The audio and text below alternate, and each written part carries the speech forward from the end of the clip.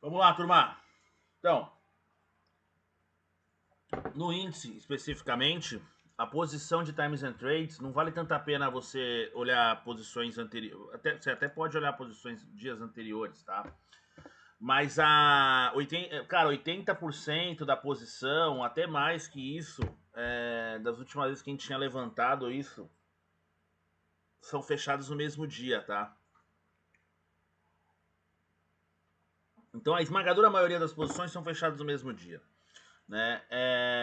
Mas isso não preciso nem de falar, é uma coisa muito mais fácil de ser provada, de você entender isso é o seguinte, ó. Dá uma olhada quantas vendas foram feitas hoje. Quem mais vendeu hoje, turma? Preste atenção, isso é bem importante. Quem mais vendeu hoje foi a Clear, a corretora que mais vendeu hoje, mais negociou na venda hoje, mais vendeu contratos. Todo mundo consegue entender isso? A corretora que mais vendeu contratos de mini índice foi a Clear. Isso não é achismo, isso é certeza absoluta. Né? Estamos vendo aqui, tá? E quem foi a corretora que mais comprou? Foi a Clear também.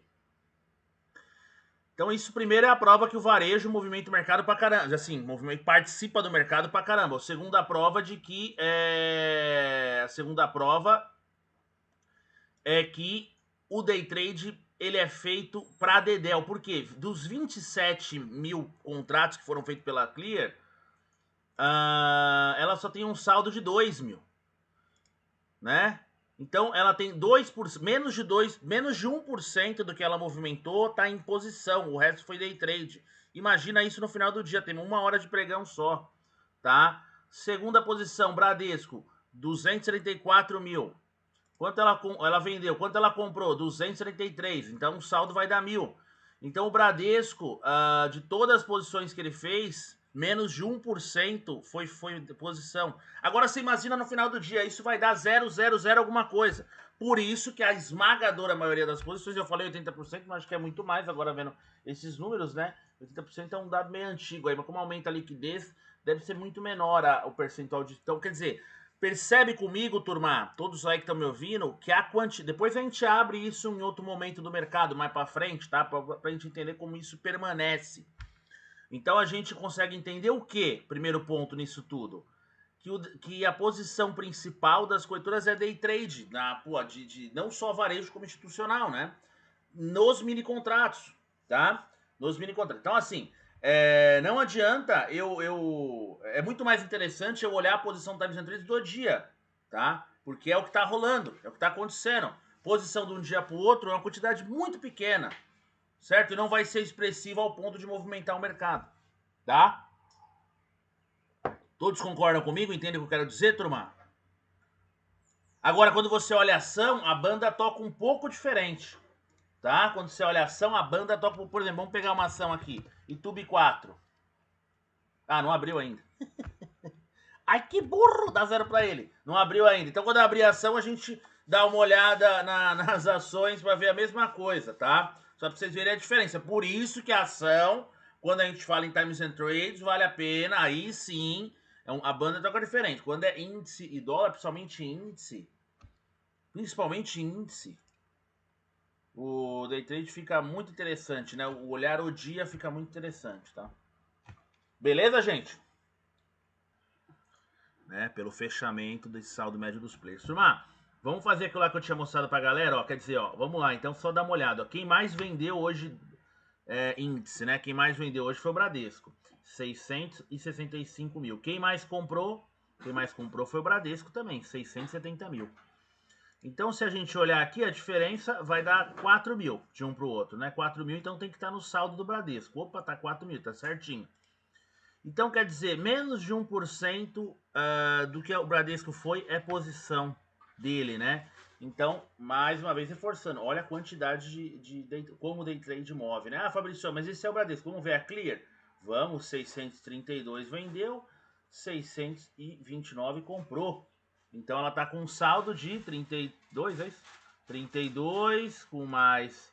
Quer dizer, vai estar com 2 mil, 2 mil contratos, né? Aqui, ó, 2 mil é quase 3, é isso aí. Então, e por aí vai, tá? XP, 624. 624 também tá zerada praticamente, XP, né? Ó, zerada mesmo.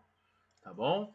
Então a posição de venda e de compra, a posição, melhor dizendo, a quantidade de posição em aberto é menos de 1% de toda a movimentação que a corretora fez no dia. Então a gente pode afirmar, Fabrício, a esmagadora maioria das operações são zeradas no mesmo dia. Óbvio que são, né? Tem gente que acha, não, mas o grande player tá fazendo uma posição longa. Pode até fazer. Mas o impacto disso no mercado é muito pequeno pela quantidade de operações curtas de day trade que são feitas, tá? Então esse entendimento do mercado aí é importante, né?